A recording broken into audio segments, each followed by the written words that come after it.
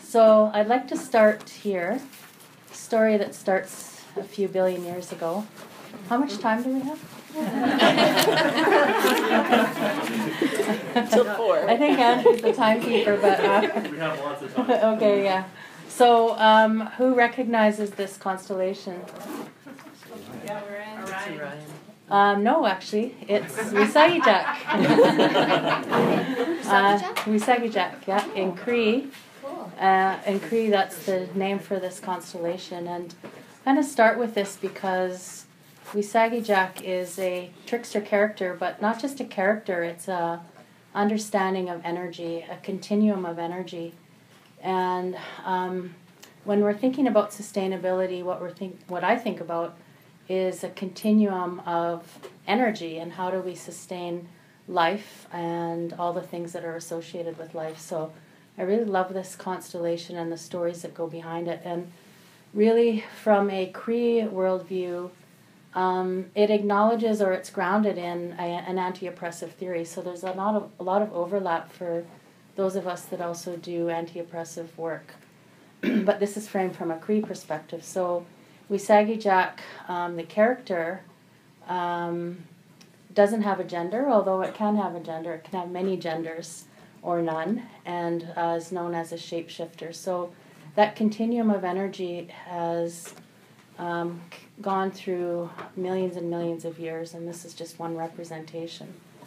So when we come to our present day, and by present day I mean like when humans came about, I really love this painting as well because it tells the story of how we came to be here as physical matter, as humans.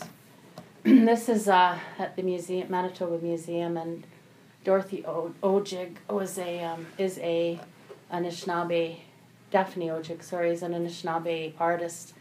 And in this painting, she kind of tells the story of how that energy that comes from the universe came somehow to this mass that we call Earth, and then over millions and millions of years that energy shifts from single-celled organisms to multiple-celled organisms, eventually plant, animal, and way down the road, human life.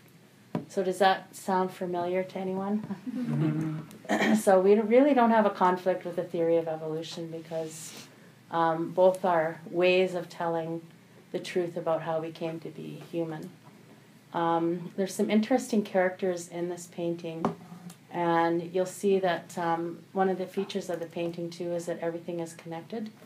So that notion of relationality is really key to many indigenous worldviews, but specifically because I'm focusing on Cree, a Cree worldview. And so along with relationality always comes an accountability.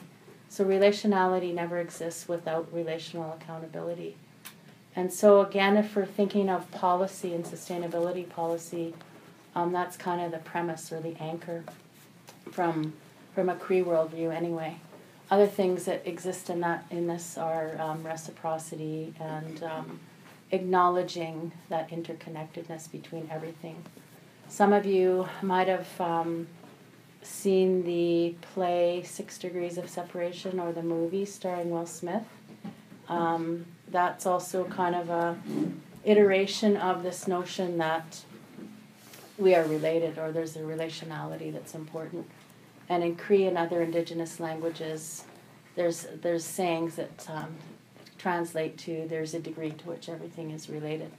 And so when we're talking about relatedness, we're not just talking about relatedness between humans, but also our relationship to the environment and everything that actually is animate. So the Cree language is divided by, it's gendered based on animacy and inanimacy. So gendered not meaning male-female, but gendered meaning whether something has a spiritual purpose or not. So everything that's got that spirit or spiritual energy that connects us back to the larger cosmos is animate, and where we have a relationship and a responsibility to it. Any points about this painting that anyone wants to bring up? There's some characters in here. Now this is where humans come in. So all of our natural laws, as we call them, are kind of, I guess you could say, policies that exist in the Cree language. Now, the one thing about anything in terms of language is that it's impacted and influenced and created by humans. So even though we can say that it comes from the larger universe, it's a continuum of energy, it's still us that's translating everything. So there's an understanding in that, a humility that we won't ever know everything. In fact, we know very little. And that we're always interpreting things through our own lens. So this person's retelling of our origin story places these different characters in here. And Wisagi-Jack is the one in the middle that's putting the dirt on the turtle's back there. And so Wisagi-Jack is a part of ongoing creation. You'll see also that the earth has a face. Something interesting in Cree that many people don't know is that the earth is not gendered as mother. That's another way that we've put our own contemporary understandings of gender in terms of human bodies on, and placed it onto the earth and animals as well. So this previous painting tells the story or acknowledges or validates our worldview that we have existed here on this land for not just 1,000 or 2,000 years. And many of us, myself included, when I went to high school, one of the things we learned in biology class is that we trudged across the Bering Strait, even though we had been hearing this story for many years growing up. So mainstream education systems have worked diligently to invalidate our worldviews. And so by starting with this constellation, by starting with this painting, it acknowledges that there are worldviews that are equally valid and acknowledge that we have been on this land continuously longer than any other peoples on the planet on their homelands, with the exception of Indigenous Australians. So you can imagine that we have a very intimate understanding and connection to the land that's here. So we aren't a part of the land, but we are very intimately connected to it. So that kind of repudiates the mainstream doctrine of discovery. Doctrine of discovery based on the papal bulls says that there's an empty land everywhere, and if you go there, you can have it. That's it in a nutshell. And that kind of link to policy has enabled or allowed, I suppose, different nations to not only colonize, but to enforce genocide on Indigenous folks all across the planet. So that's caused a irreparable disruption and displacement for many nations to their homelands. So here we are in the prairie region, and I'm going to focus on the Saskatchewan River Delta. So the delta is the largest inland freshwater delta in the world, on the planet. And the Saskatoon is there, right about here. And then we have Edmonton up here, Calgary, Prince Albert, and then this goes all the way to Cedar Lake, which connects to Lake Winnipeg, Lake Manitoba. So this delta area, the largest delta, is where my home community is from, the Pasquayack Cree Nation, which is right about there.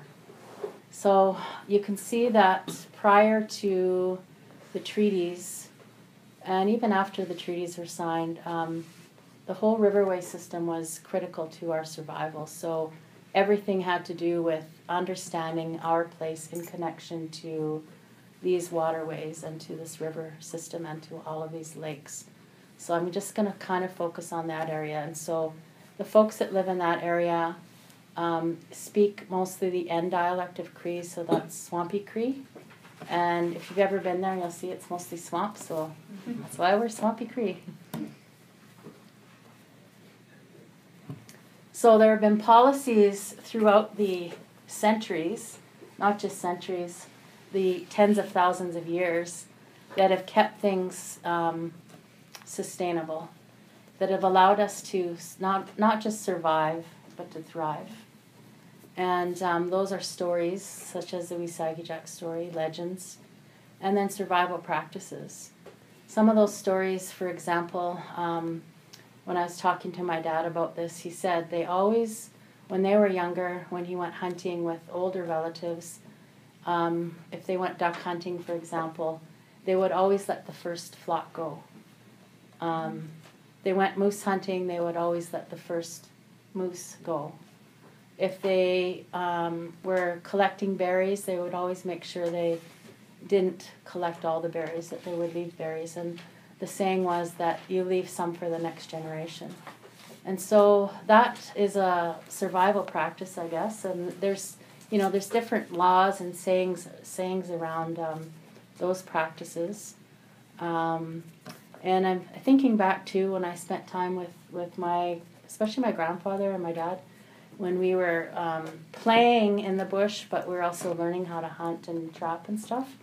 A lot of times we would just, instead of shooting the animal, sit there and just watch it and laugh and, just learn about it instead of killing it. So I think that's part of that sustainability practice, that there's just an acknowledgement that living the good life also means appreciating the beauty in the world. And there's a term, Minopumatsuwen, and most people translate that to mean the good life or the good path, but really there's an underlying meaning in that is appreciating the beauty in the world. And so when does beauty ever part of policy? So it's another way of thinking, I guess, about the policies that we develop today. So there's the larger delta. This graphic came from Ducks Unlimited, which is kind of ironic. And I want to thank Riel Carrier as well, because he's just finishing his doctoral dissertation right now, and he's interviewed elders throughout the Delta around their conceptions of governance within our language. And so there's some really key things in this. And remember that we're all sitting in Saskatoon right now, and everything that we do impacts these people, us in this delta, because the Saskatchewan River comes down to here, drains into this. So we have some major things going on here. One is that there's the E.B. Campbell Dam here, and then on the other side there's the Grand Rapids Dam.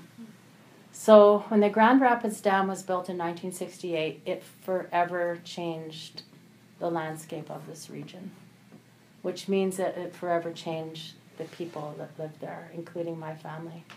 And so some say that the Grand Rapids Dam and the Campbell Dam have had a more dramatic, and bigger impact on the First Nations people than even the residential school era. And in some regions, the residential school era coincided with when the dam was built. So we have along Cedar Lake, the small community of Old Post was moved, Chimawaywan, Easterville, relocated. Many communities overnight were flooded and their community was completely gone.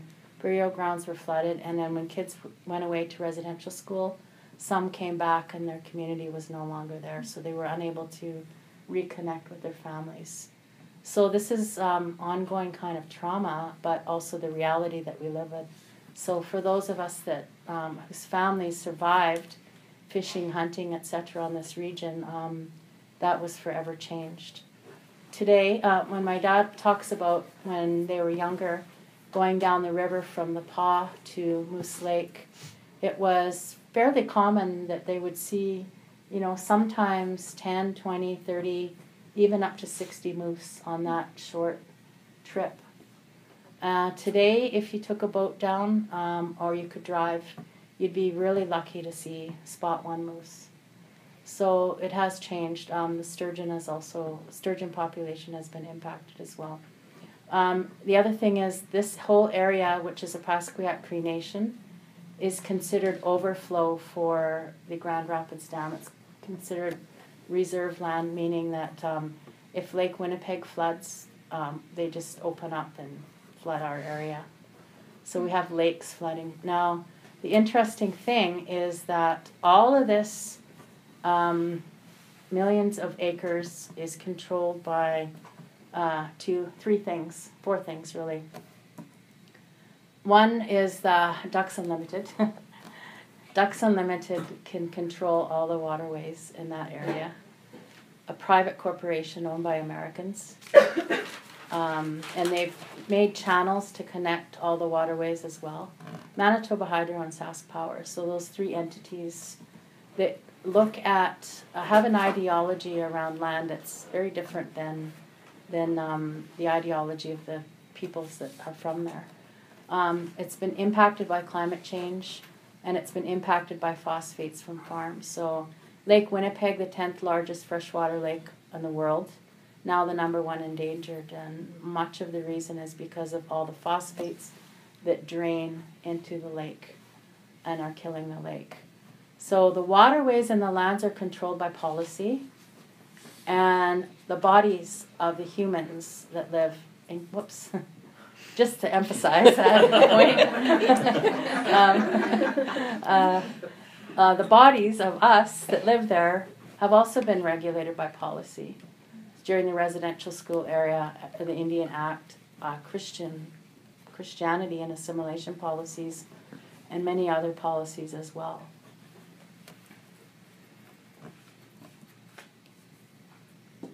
So think about education, because most of us are educators in some way or another. There have been a few eras of education, and I just kind of want to reiterate the fact that indigenous model, again, not only sustained us, but helped us thrive, not just survive, but thrive for many tens of thousands of years. Some say over 50,000 years. So, and you know, this information here, these kind of headings were put together by myself and Marie Baptiste, who's a professor also. She's at the back there. Oh, hi Marie. So we were asked to write a paper that kind of summarized the different eras, and I've adapted it a bit. But the assimilation and enfranchisement era, so you can see for that long time period, then all of a sudden a lot happens in a short period of time.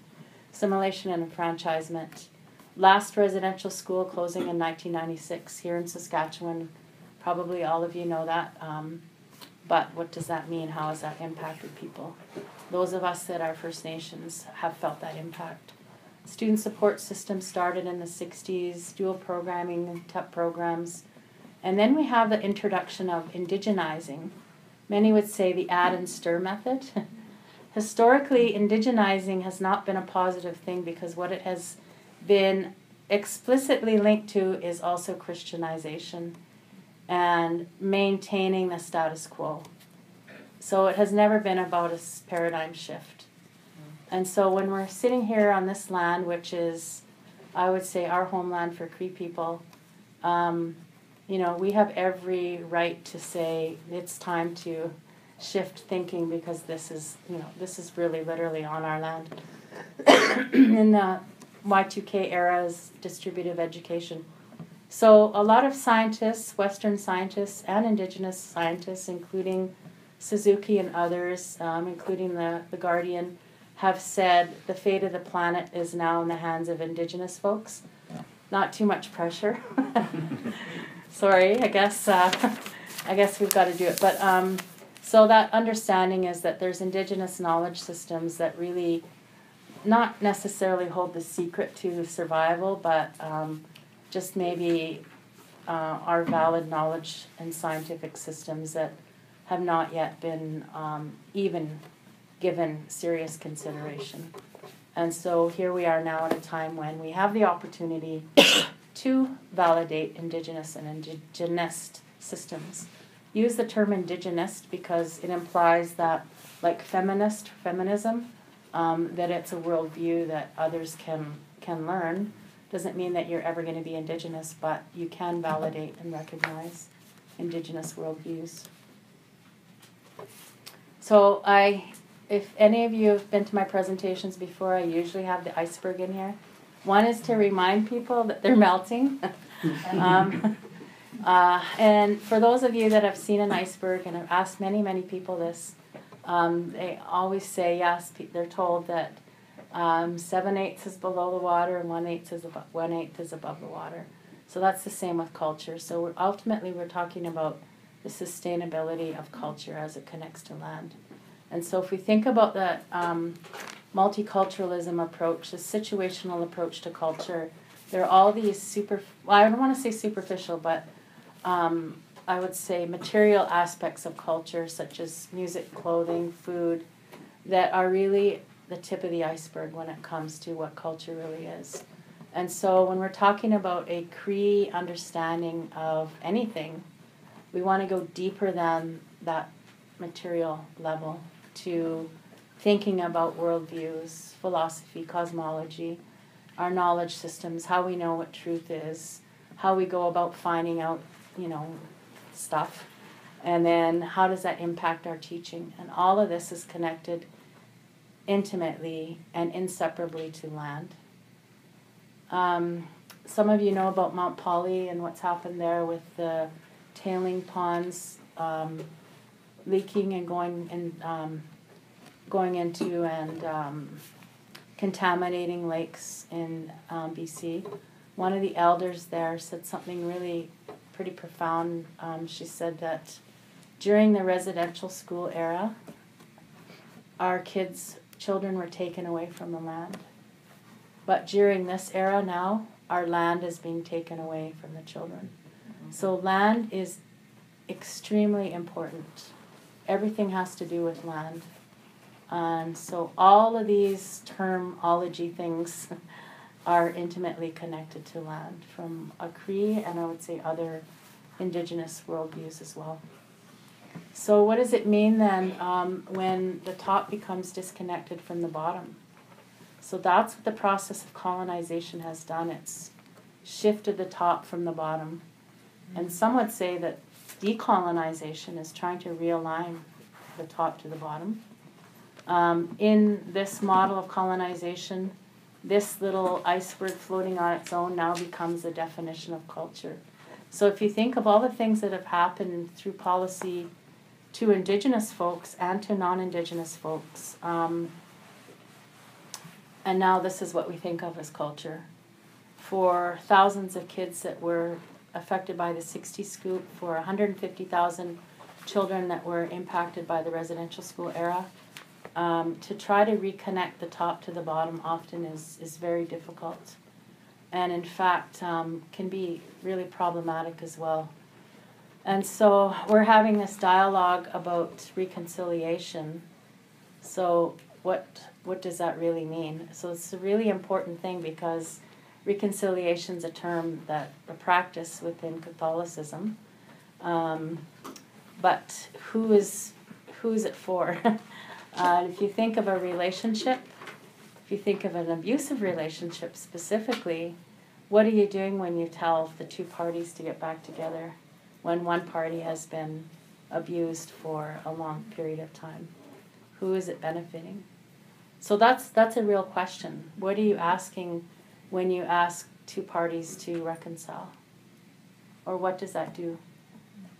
If any of you have worked in domestic violence field, maybe you have some points. Does anyone want to address that? What does it do? Doesn't sound good. It devalues the party who is abused. And in my mind, if you're thinking domestic violence, you're basically telling the person that even though they've been abused, that doesn't matter now because that other person's sorry. So regardless of what happened, regardless of how you feel, you have to move on. Yeah, move on. Let's get on with it. Forgive, yeah. It alleviates the perpetrator as well. Alleviates the perpetrator, right. The accountability. Also makes the victim relive the trauma. Right, yeah. Making recolonization. Recolonization, yeah. So we have to be really careful when we talk about reconciliation. Can I bring up a point on that? Mm-hmm. I agree with everything that you said with regards to that. But one part that feels like it's missing for me is perpetrator is still a part of that community. Mm-hmm. And the concept of making, and may not be in that coming together. I think both the victim and the perpetrator need to have some kind of reconciliation course, whether it's internally or externally, but what happens to that other member of the community, because it's still part of the community. Yeah, yep. So, And then you've got, this isn't just a person, we're talking about thousands, a million people. So with the 92 calls to action, we have to be really careful about how we implement those or how we understand them. So policy, again, really important. So ideologies that inform our praxis, and again, the stuff above the water, the tip of the iceberg is the old multiculturalism model. Served its purpose, but now we say thanks, goodbye, because it really hasn't done much to address systemic forms of oppression.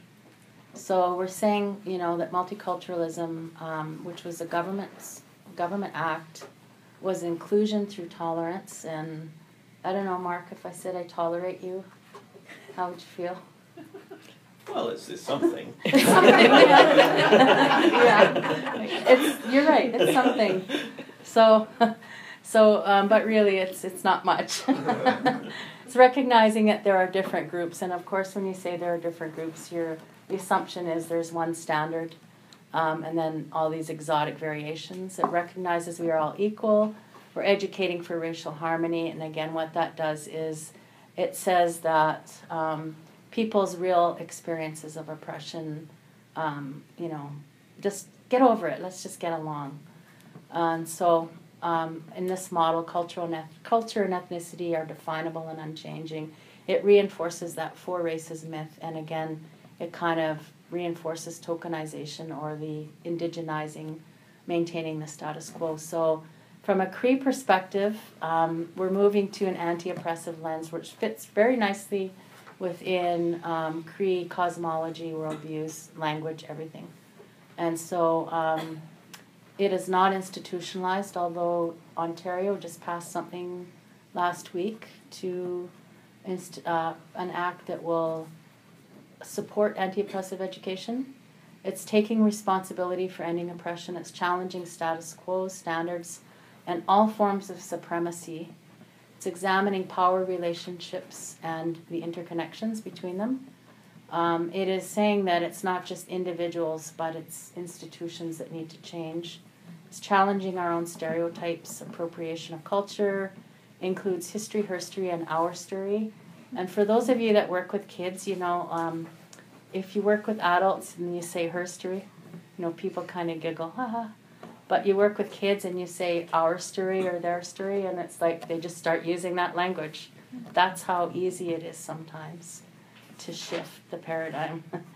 It challenges assumptions of social constructs such as race and gender. So epistemicide, of course, there's been a lot of literature, especially in terms of Indigenous scholars from Africa, South America, and now North American Indigenous scholars such as Rebecca Sockbeeson Cardinal and others who have talked about this disruption from the land as a form of epistemicide. And of course, the Canadian government will not recognize genocide, that genocide has happened to Indigenous folks. A softer kind of genocide, a cultural genocide. But really, epistemicide is probably one of the most devastating impacts, because when you have the loss of transmission of knowledge and knowledge systems, then it's really hard to get back. How are we doing for time there? Did you coin that term? Did you coin that term? Epistemicide? No. People have been using it for a while. I've never had it. It's a good one, isn't it? It's a good one. Yeah. I think it's about 25 too. Okay. Is that right? Yeah. So what is the, so I have... So go till about 4, so about 25 Oh. minutes, including discussion. Okay. So the effect or the impact of all this is that oppression has been institutionalized, and then we have all these kind of interpersonal forms of oppression that interconnect. There's been a disconnection from meaningful relationships with each other, but also including to the land and water, which allows for the destruction of land and water, and that's kind of the tipping point, as people have called it, where we are right now in terms of climate change and everything else with the planet. Like, it's time that we have to do something. Violence becomes normalized. Violence against the land, but also violence against our bodies becomes normalized, and lateral violence becomes just a normal part of people's lives, unfortunately. Language is lost, but it's also changed. And this is a big one, especially for Swampy Cree, where many of the people that documented the language were priests. So they specifically removed any kind of terminology that linked to larger spiritual concepts, and left them out of their dictionaries. And now people, Cree people even use the dictionaries as kind of a guideline for learning Cree. And so ironically, the most important concepts are often not in there. Spirituality becomes religion and institutionalized by us in schools, by prisons, CFS, healthcare, etc. And certain worldviews become privileged and others become dismissed. So this form of dogma, that's just the way it is. Even though something was not that way in the past, people can just use that as kind of an excuse, I guess. So colonialism is learned and imposed on each other. And there are many contemporary manifestations of that. Facebook's a good example. If any of you are on my Facebook page, you'll see one on there right now. And so part of the problem has been the hybridization of ideas and concepts. And the hybridization, not necessarily in a good way either. Concepts now become gendered based on people's bodies. So I mentioned earlier, like Earth, the Mother Earth thing. That's a recent phenomenon. A lot of this came about during the 1970s. The Four Worlds Development Institute in Alberta, through Health Canada, was given millions of dollars to develop models, such as the medicine wheel and others that they developed and took to the ecumenical gathering of religious folks, Cree and others that came together, and at that point they decided to document teachings. Whether the teachings were traditional or not, some were, some weren't. They now became a kind of more dogmatic way of understanding the world. So we have the 10 teachings. Guess what they align with? 10. We have the 12 teachings. What are they? 12 steps. Yeah, okay, so it doesn't take long if you start talking to elders and going back and reading some of the documents from these original, or from these gatherings, and some happened here at Joe Duquette School with the TP teachings. That's when they became written down and therefore unchangeable. So it's really important to remember that cultures change, and we as humans are the ones that change things. So that means they can change in a good way, or they can change in a way that impacts certain bodies. And so I would say to return to kind of a Cree action or way of being or policy or sustainability policy is to return to a way that actually includes everybody and doesn't exclude certain bodies or body types. So we have to be careful of pan-Indianism, and as Riel terms it, pan-Creeism, because in our own N dialect we have our own spelling of things and our own understandings of the way things are, because we traveled around in family units, and a lot of importance was placed on moving around so that you could protect the environment in a certain area.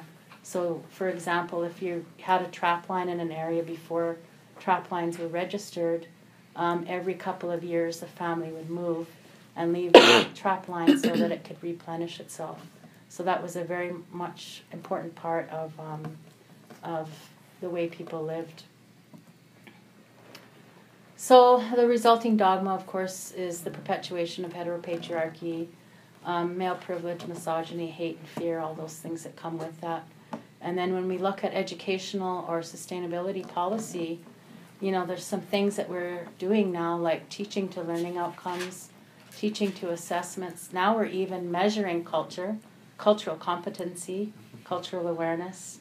Spirituality becomes institutionalized to align with standardized curricula or policies, and culture and cultural knowledge becomes commodified, bought and sold, to the point now where there's little kits that go around to schools, an Indigenous Cree kit.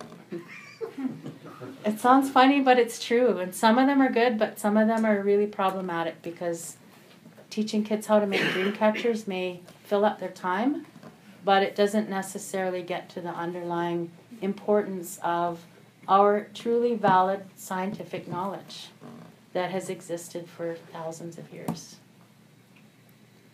So we all know the reality, or maybe some of us do, and some know some of it. We have 1,200 murdered and missing Aboriginal women in Canada, over. 7 out of 10 Aboriginal girls will experience sexual abuse or violence. Aboriginal women are 3.5 times more likely to experience intimate partner violence. Queer youth suicides 3 to 5 times higher than the general population. Aboriginal queer youth suicide rates 10 times higher. Trans youth are leaving school as early as 3rd grade. Native identified trans youth suicide rates almost 60%. So if you know a trans identified Native youth, chances are that child at some point will contemplate suicide, if not attempt.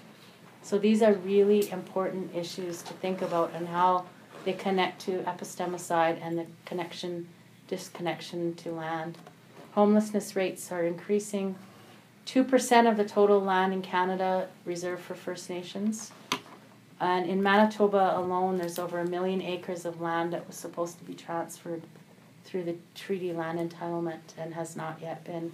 There are over 880 land claims cases still in court. But we do have this energy that has sustained us, and this is the hopeful part. And I always like to return to this natural law, as it's called. If we remember that constellation in the beginning, Wisagijak, the word Wisagijak, the beginning means a sour or tart. And the end, Achak, means, anyone know? Spirit. Star, yeah, or star. So Wisagijak is a wandering star, or a tart star. And yeah, it's the same word for spirit. So there's a continuity. In the middle of Wisagijak is Sagihi, which means love. So there is an implication that love is that energy that has sustained us for forever. And so this law, Sagihiwewen, is showing love in our actions. It's an underlying philosophy. And there are consequences when we don't follow that. And these are the 2 consequences here. So I know that we're kind of running out of time for this part, but our term for land, aski, is really important, because in it is the understanding that it is not just land, it's land and all of its relationships, which includes us as humans, and then the law is to how do we take care of that. And our community of Epistemicide Cree Nation right now is developing a land code or sustainability policy, and that's what it's based on. So with that, I just say thanks to all of you. Can you ask me now? And I guess we can have some questions or comments.